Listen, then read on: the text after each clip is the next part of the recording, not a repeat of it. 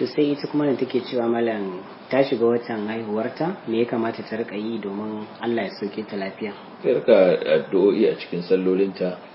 cikin ruku'inta ko a sujjadarta ko bayan tahiyyarta ko bayan ta yi sallama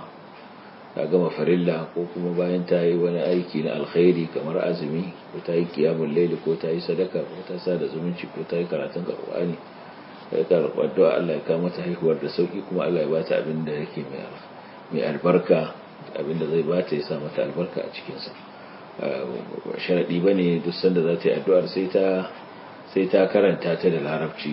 A cikin sallah ne wannan yana buƙatar a ce ta yi da larabci, kuma ba ta iya larabci ba shikenan sai ta yi da Hausa a bayan sallah ko bayan ta sha ruwa ta yi azumin nafila ko bayan ta gama qiyamul layli